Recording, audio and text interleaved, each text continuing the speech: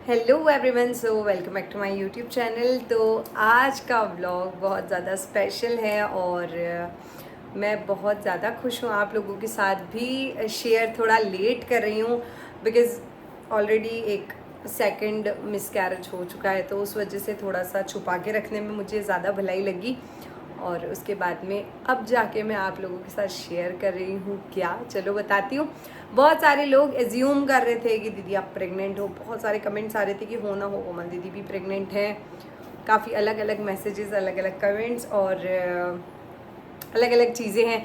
तो मैं कंफर्म कर देती हूँ कि हाँ, मैं प्रेग्नेंट हूँ, मतलब we are expecting our second baby. और मैंने इस वजह से भी रिवील नहीं किया था बिकॉज़ मुझे सेकंड जब प्रेगनेंसी हुई थी तब थर्ड मंथ या हाँ थर्ड मंथ ख़त्म हो गया था, तो मिसकैरेज हो गया था। और इस बार जब मुझे प्रेगनेंसी हुई तो सेम सिम्टम्स, मतलब मुझे वापस से दिक्कत स्टार्ट हो गई थी कि मुझे नहीं लगा था कि ये भी प्रॉपरली मेरे को कंटिन्यू हो पाएगी प्रेगनेंसी या नहीं। तो मैंने ये चीज़ काफ़ी छुपा के रखी कि ये प्रेगनेंसी जो है ऐसा था कि 60-40 था। 60% ये था कि भाई नहीं कंटिन्यू होगी, 40% चांसेस थे। बहुत ज़्यादा दिक्कत आई थी, 2-2.5 महीने का तो मेरा बेड रेस्ट था। काफ़ी चीज़ें फेस करनी पड़ी, तो बहुत ज़्यादा छुपा के रखने में मुझे भलाई भी लगी। और अलग अलग लोग अलग अलग बातें, पता नहीं क्या क्या, मतलब कुछ भी कहते हैं जब तक लोगों को नहीं पता होता, और उनमें उनकी कोई गलती भी नहीं है। कि बात भी सही है, जब तक आप लोगों को नहीं पता होगा कि किसी की क्या सिचुएशन है तब तक आप कुछ भी एज्यूम कर सकते हो। तो मैं थी एक दो 2-2.5 महीने से बेड रेस्ट पे, और जिस वजह से मैं ब्लॉग्स भी नहीं बना रही थी कंटिन्यू। मेरा हॉस्पिटल जाने का बहुत काम रहता था, तो मुझे इतना ट्रैवल नहीं करना था। तो अक्सर मैं मम्मी के घर से ही हॉस्पिटल जाती थी, क्योंकि हम लोगों का जितना भी सबका ट्रीटमेंट है वो चित्तौड़ में ही होता है। चिकाड़ा जो हमारा गांव है वहाँ पे प्रॉपर ट्रीटमेंट्स नहीं होते हैं। ये शहर जैसा नहीं है, यहाँ पे आपको प्रॉपर ट्रीटमेंट्स लेने हैं तो चित्तौड़ ही जाना पड़ेगा। तो मुझे बार बार ट्रैवलिंग से बचने के लिए भी घर पे रुकना पड़ता था। तो 2-3 दिन कभी वहाँ पे हॉस्पिटल, कभी क्या, मतलब हर दूसरे दिन तीसरे दिन कभी क्या दिक्कत हो जाती, कभी क्या दिक्कत हो जाती। सब कुछ ठीक होने के बाद में वापस से दिक्कत हो जाती। जब हम लोग सोचते कि शेयर करेंगे तो वापस से कुछ ना कुछ प्रॉब्लम हो जाती। तो इस वजह से हमने काफ़ी छुपा के रखा देती हूँ। बहुत सारे लोग क्यूरियस होते हैं, मतलब क्यूरियसिटी होती है कि यार कब होगी डिलीवरी, कब होगी, कौन सा मंथ चल रहा है, कौन सा ट्राइमेस्टर चल रहा है। तो ये सारी चीज़ें शेयर करना तो सेफ़ नहीं होता, बिकॉज़ नहीं करनी चाहिए। आप लोग भी प्रेग्नेंट होते हो तो कोई भी कंफर्म नहीं बताता कि कौन सा मंथ चल रहा है, क्या है। तो मैं बताती हूँ तो स्टोरी, जैसा कि मेरा कोई रिएक्शन वीडियो नहीं है, कोई रिवील वीडियो नहीं है, ऐसा नहीं है। क्योंकि जब मुझे पता चला था कि मैं प्रेग्नेंट हूँ तब मैं खुद इतने शॉक में थी कि भाई ये क्या हो गया, सदमा है, ये कैसे हो सकता है, ऐसा था। क्योंकि मुझे जब पता चला था तब मुझे बहुत भयंकर वाला वायरल फीवर और सुबह सुबह हैवी ट्रीटमेंट्स वाले इंजेक्शन लगवा के आए थे। बट मैंने सोचा यार एक बार चेक कर लेते हैं। आजकल हर महीने दूसरे महीने प्रेगनेंसी पॉजिटिव आ रही है, तो भाई चेक करने में भलाई है। तो मेरा हर 2 महीने 1-2 महीने में, मतलब मेरा इम्यून सिस्टम इतना गंदा और इतना ख़राब हो गया है कि हर महीने बीमार होना, हर दूसरे महीने बुखार आना, हर ऐसा वैसा। तो जब बहुत ज़्यादा बीमार हो गई तब तो मुझे पता चला। और क्या ही ऑप्शन है, जब आप बीमार हो गए हो, आपको इंजेक्शन ऑलरेडी लग चुके हैं जो कि प्रेगनेंसी में नहीं लगने चाहिए। तो स्टार्टिंग से कॉम्प्लिकेशन स्टार्ट हो गए ना, तो 5-7 दिन निकले और प्रॉब्लम स्टार्ट हो गई। उसके बाद में जब पता चला कि भाई बुखार तो आ रही है, और बुखार में चेक किया कि भाई पॉजिटिव है, भरत जी को जाके बताया कि यार प्रेगनेंसी है। तो बोले नहीं, हो ही नहीं सकता, नेगेटिव है ये तो। किट देख के क्या बोलते हैं, ये तो नेगेटिव है। 2-3 दिन में चलो तबीयत ठीक हो गई। अब वापस से ऐसा है कि भाई अब प्रेगनेंसी है तो आगे तो कोई ऑप्शन ही नहीं है। मैं कहने यार प्रेगनेंसी है, वापस चेक किया पॉजिटिव। अब भरत जी बोले कि यार ये तो बहुत अभी मिसकैरेज हुआ सेकंड वाला, थर्ड प्रेगनेंसी, इधर से वापस रिंकू भी प्रेग्नेंट है, ऐसे कैसे। मैंने कहा हाँ यार बात तो सही है। पर अब मैं सोचूं नहीं यार, गोली लेना नहीं सही होता। तो मैं कहा यार इसको कंटिन्यू करते हैं, जो होगा देखा जाएगा। तो बड़ी हिम्मत करके हमने ये प्रेगनेंसी कंटिन्यू करी। इतनी हमारे अप्स एंड डाउन्स आए ना इस प्रेगनेंसी में, मतलब 15 दिन नहीं निकलते और प्रॉब्लम स्टार्ट, डॉक्टर के भागो। 2 दिन नहीं निकलते, डॉक्टर के भागो। 3 दिन नहीं निकलते, डॉक्टर के भागो। ट्रैवलिंग करना नहीं था, काम करना नहीं था, कंप्लीट बेड रेस्ट था, और जिसमें रुद्र को भी रखना।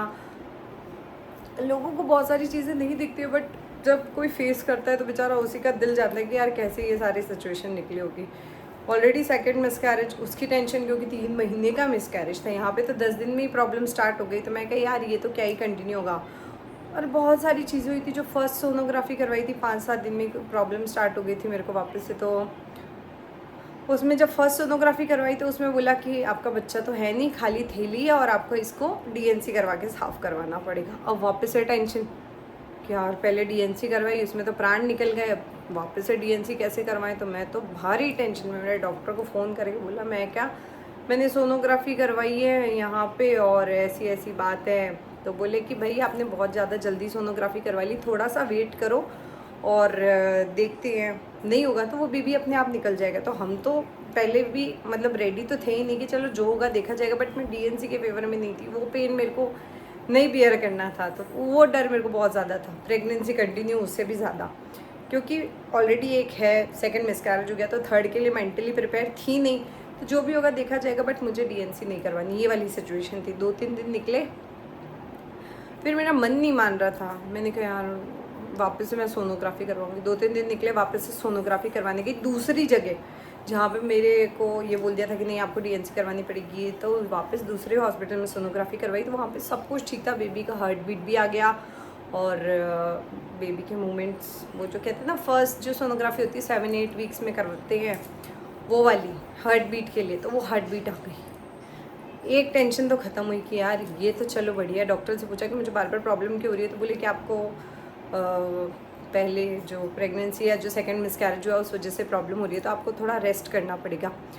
थोड़ा रेस्ट करना पड़ेगा, तो अब थोड़ा रेस्ट तो हम तो इंडियन से भाई करते ही नहीं है। वापस से काम करना स्टार्ट कर दिया सब। मैंने कहा सब ठीक हो गया है, वापस से प्रॉब्लम स्टार्ट हो गई। वापस से हॉस्पिटल भागना दौड़ना, इतनी गंदी कंडीशन जिसमें हर दूसरे दिन जाना आना आना जाना, मेंटली फिज़िकली हर तरफ से टेंस्ड। और फिर वापस से रुद्रा, और मतलब बहुत बहुत ज़्यादा गंदा फेस था।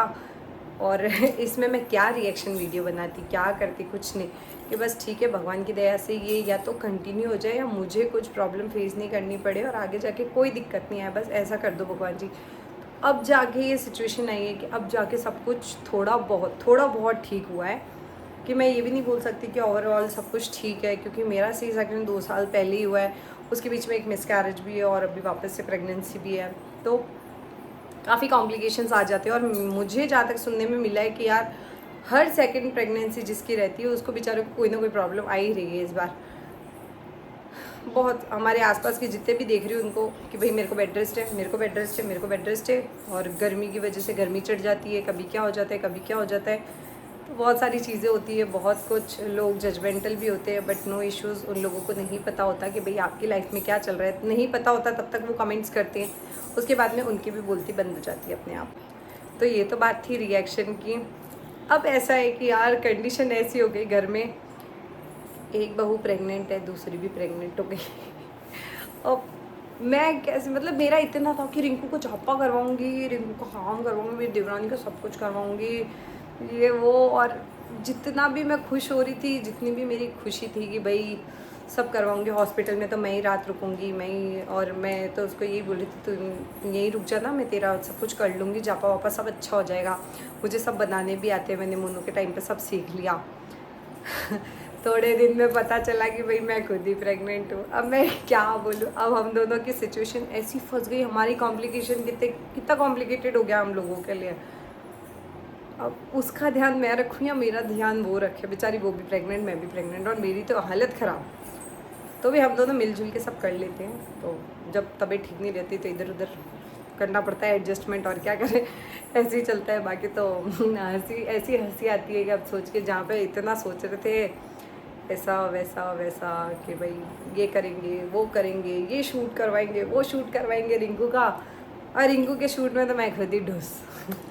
तो अभी हम दोनों के सब कुछ साथ साथ होएगा, मतलब साथ साथ क्या, जैसे कि जो भी प्रोग्राम्स वगैरह रहते हैं जो आप पूछ रहे हो कि कैसे क्या होते हैं, बेबी शावर कब रखोगे, कैसे होगा, बहुत बहुत बहुत बहुत सारी चीज़ें हैं, वो धीरे धीरे पता चलेगी।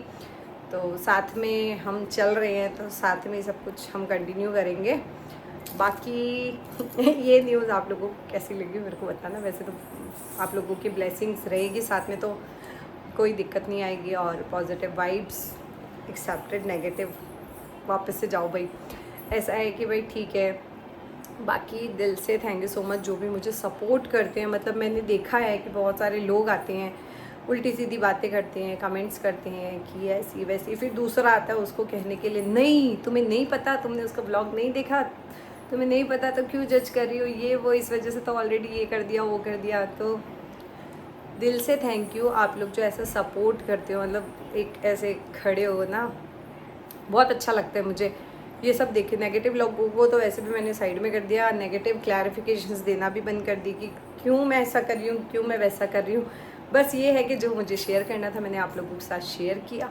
तो बहुत सारे लोगों के बहुत सारे ऐसे कमेंट्स, किसी के पॉजिटिव, किसी के नेगेटिव, किसी के क्या, किसी के क्या। तो वैसे भी मैं इन सब टंटों से वैसे भी बहुत दूर हो गई हूँ। मैं वैसे भी ब्लॉगिंग में कोई इंटरेस्ट नहीं रखती ना, मतलब बहुत ज़्यादा ऐसा आप लोगों ने इतना मतलब नेगेटिविटी फैलाई है। आप नहीं, 98% तो सब अच्छे, बट जो 2% है वो भी मुझे बहुत ज़्यादा ऐसा परेशान। मैं नहीं चाहती कि मैं सोशल मीडिया पे आऊँ और मुझे वही सब बेकार की चीज़ें देखने और सुनने के लिए मिले। तो इन चीज़ों से मैं काफ़ी दूर हो चुकी हूँ ऑलरेडी। कभी आप देखते भी होंगे तो महीने 2 महीने में 1-2 व्लॉग्स डालती हूँ, या फिर मैं ब्लॉग्स ही नहीं डालती, क्योंकि आप लोगों के साथ हम लोग पॉजिटिविटी शेयर करते हैं, उसमें आप इतनी नेगेटिविटी निकाल लेते हो कि मतलब आपके दिमाग में है या कहाँ है जहन में, मुझे नहीं समझ में आता। बाकी जो लोग सच में मेरे साथ हैं, सच में मेरा सपोर्ट करते हैं, जो सच में वेट करते हैं कि दीदी का ब्लॉग्स डालेंगे, तो उन्हीं लोगों के लिए मैं सिर्फ आती हूँ और ब्लॉग्स बनाती हूँ। अदरवाइज़ मुझे कोई इंटरेस्ट नहीं रहा, क्योंकि इतना पोक करते हैं लोग कि ऐसा वैसा, मतलब हमारी पर्सनल लाइफ में इतने ज़्यादा क्वेश्चन मार्क लगा देते हैं, जब हमारे घर वालों को हमारे आने जाने से कहीं पे भी कोई दिक्कत नहीं है। कि हमारा चैनल है, हम एक इन्फ्लुएंसर हैं, और हमें पॉजिटिव भी सुनना पड़ेगा, नेगेटिव भी सुनना पड़ेगा। तो उसमें हमारा तो कोई वो है नहीं, क्या कह सकते हैं, हमारा जोर नहीं है ना। आप जो बोलोगे हमें एक बार तो देखना ही पड़ेगा, फिर हम डिलीट कर सकते हैं उसको। तो कोई इशू नहीं है, वो कोई बड़ी बात भी नहीं है। बाकी ये है कंडीशन कि मैंने आप लोगों के साथ शेयर तो कर दिया कि हाँ वी आर एक्सपेक्टिंग, और सब कुछ बस भगवान की दया सब कुछ अच्छा चले। बहुत टाइम बाद, मतलब काफ़ी लंबा खिंच गया मेरा जो ये कॉम्प्लिकेशंस थे, लास्ट में जाके कंफर्म हुआ है कि अब जाके सब ठीक हुआ है, तब जाके मैंने आप लोगों से शेयर किया है। वरना मुझे तो बहुत डर लग रहा था, और इतना डर लगता है अब कुछ हो जाएगा, अब कुछ हो जाएगा, ऐसा रहता है। तो मुझे ब्लेसिंग्स की, प्यार की, पॉजिटिव वाइब्स की बहुत ज़्यादा ज़रूरत है, और इस वजह से भी मैं नहीं सोशल मीडिया इतना कंटिन्यू कर पाती हूँ। हेल्थ इश्यूज़ भी रहते हैं, बहुत सारी दिक्कतें भी होती हैं, और हमें शूट्स भी करने होते हैं। तो वो सारा तो मैंने एक बार का होल्ड कर दिया था, वापस से थोड़ा थोड़ा कंटिन्यू करते हैं, थोड़ा थोड़ा हिम्मत करके हम फिर भी बनाते हैं। और इतना ही, ये ब्लॉग ज़्यादा लंबा नहीं खींचूँगी मैं, मतलब बस थोड़ा बहुत शेयर करना था आप लोगों के साथ में। तो नेक्स्ट ब्लॉग जो आएगा उसमें मैं आप लोगों के साथ में शेयर करूँगी कि यार मैंने रिवील करने के लिए कितनी मेहनत करी है। मैंने शूट प्लान करा कि मैं आप लोगों को अच्छे से शेयर करूँगी, पर वो प्लान अनसक्सेसफुल हो गया भाई। मतलब जो सोचा वो तो होता ही नहीं है। मतलब ये रुद्र ने एक फ़ोटो ढंग से नहीं खिंचवाई होगी हमारे साथ में, और फिर सेकेंड डे हमें वापस से शूट करना पड़ा। वो सारी बातें मैं नेक्स्ट ब्लॉग में सारा बताऊँगी। फ़िलहाल के लिए ये न्यूज़ यहीं तक मैं एंड कर रही हूँ। और थैंक्स फॉर योर ब्लेसिंग्स, आप लोगों के विशेस, आप लोगों का प्यार ऐसे ही बना रहे, ऐसे ही सपोर्ट रहे। और बाकी की बातें हम नेक्स्ट ब्लॉग में करेंगे।